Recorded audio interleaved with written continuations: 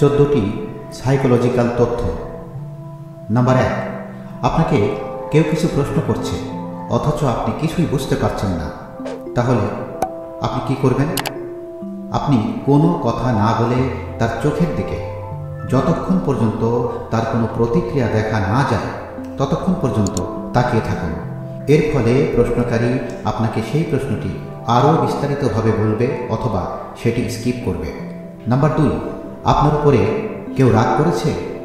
কোনো কথা বাড়াবেন না, একদম চুপচাপ থাকুন। এর ফলে সেই ব্যক্তি আরও রেগে যাবে ঠিকই, কিন্তু কিছুক্ষণ পরই সে নিজেই খুব লজ্জা পাবে। নাম্বার 3, কোনো মানুষকে গিফট দেওয়ার সময় আমরা প্রথমেই তাকে বলে ফেলি যে আমি তোমার জন্য একটা বিশেষ গিফট নিয়ে এসেছি, কিন্তু পরবর্তীতে যখন সে গিফটটি দেখে তখন সে আর সেরকম সন্তুষ্ট হয় না, কারণ আপনি আগেই তাকে বলে ফেলেছেন যে আপনি তার জন্য একটা বিশেষ গিফট নিয়ে এসেছেন। তাই তার মন আগে থেকেই বড় কিছু পাওয়ার আশায় প্রস্তুত হয়ে থাকছে, তাই সে আর বিশেষ খুশি হয় না। কিন্তু এর পরিবর্তে আপনি যদি বলেন আমি তোমার জন্য একটা অতি সাধারণ গিফট নিয়ে এসেছি, কিন্তু পরে যখন আপনি তাকে গিফটটি দিবেন দেখবেন সে গিফটটি দেখে অনেক খুশি হবে, কারণ আপনি তাকে বলেছেন অতি সাধারণ গিফট নিয়ে এসেছেন। তাই তার মন কোনো অতি সাধারণ জিনিসের কথা ভাববে, কিন্তু পরে যখন আপনি তাকে গিফট দিবেন দেখবেন গিফট যেরকমই হোক না কেন সে অনেক খুশি হবে। নাম্বার 4, কেউ আপনার সাথে কথা বলেই যাচ্ছে, থামার কোনো লক্ষণ নেই, অথচ আপনি আর তার কথা শুনতে চাচ্ছেন না। তাহলে এক কাজ করুন, আপনার হাতে থাকা কলম, পেন্সিল বা চাবির গোছা যাই থাকুক না কেন তা মাটিতে ফেলে দিন। এরপর ঝুঁকে সেটিকে তুলে নিন, দেখবেন কিছুক্ষণের জন্য সেই ব্যক্তি থেমে যাবে। এরপর সে আর আগের মতো কথা বলার পরিস্থিতিতে থাকবে না, তার কথা অনেকটাই ছোট হয়ে যাবে। বিশ্বাস না হলে আজই করে দেখুন। নাম্বার 5, কেউ আপনার কাছে সাহায্য চাইলে তাকে যথাসাধ্য সাহায্য করুন।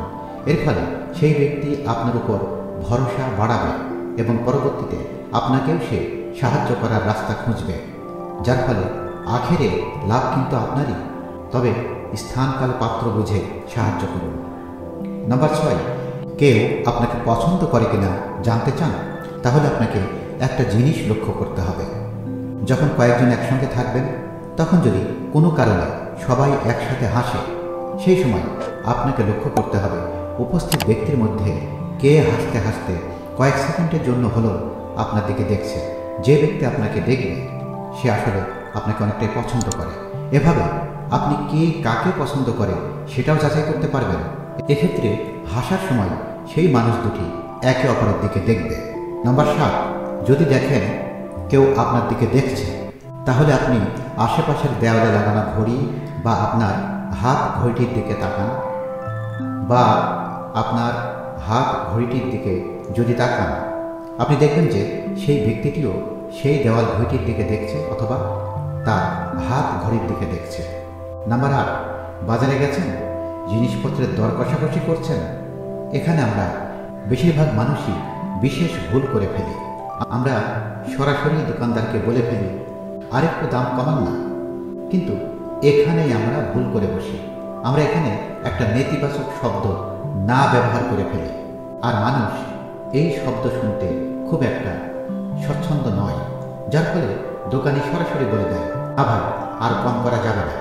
এর পরিবর্তে আপনি যদি বলেন আপনি আরেকটু কমাতে পারবেন, অথবা আমি আশা করছি আপনি হয়তো আরেকটু কমাবেন, আর গলার স্বর হবে একটু কমাও, যার ফলে সেই দোকানের মনে একটা ইতিবাচক সাড়া পড়বে।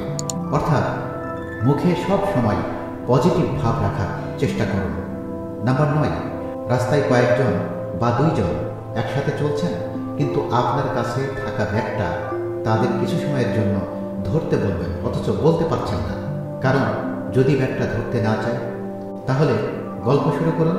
গল্প বলতে বলতে আপনার ব্যাগ কোনো কথা না বলে তাদের হাতে দিয়ে দিন, দেখবেন অধিকাংশ ক্ষেত্রে তারাও কোনো কথা না বলে আপনার ব্যাগটি ধরে নেবে। নাম্বার 10, এরকম অনেক মানুষ আছেন যারা আপনার ড্রেস বা জুতো বা ঘড়ি দেখেই সেগুলির সম্পর্কে জানতে চান, কিন্তু আপনি সেগুলোর ব্যাপারে বিশেষ মত প্রকাশ করতে চান না। এক্ষেত্রে আপনি ডাইভার্ট সাইকোলজি ট্রিক ব্যবহার করতে পারেন।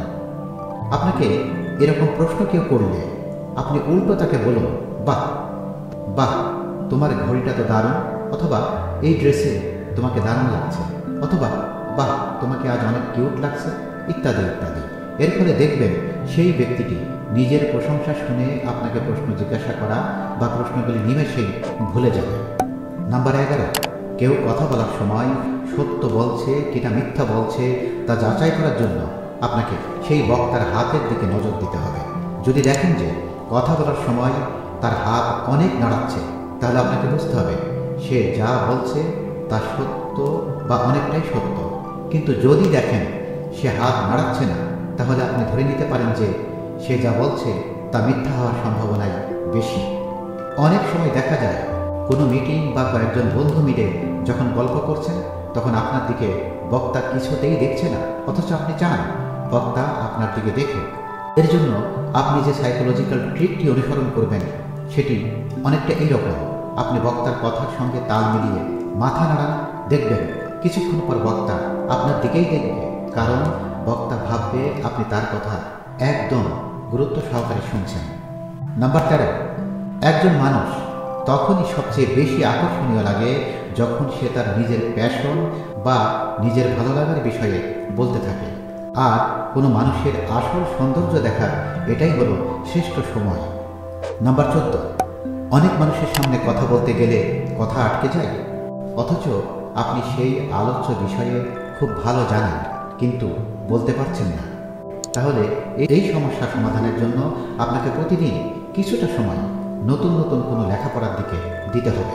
তারপর নিজের মন থেকে গল্প বা কবিতা অথবা ক্রিয়েটিভ কিছু লেখার চেষ্টা করুন। এর ফলে আপনার শব্দের যোগান ভালো থাকবে। আর অনর্গল কথা বলার জন্য আপনাকে আয়নার সামনে দাঁড়িয়ে কথা বলা প্র্যাকটিস করতে হবে। কিছুদিন প্র্যাকটিস করুন, পরিবর্তন নিজেই বুঝতে পারবেন। প্রিয় শ্রোতা, এরকম আরও ভিডিও পেতে চ্যানেলটিকে সাবস্ক্রাইব করে রাখুন। আল্লাহ হাফেজ।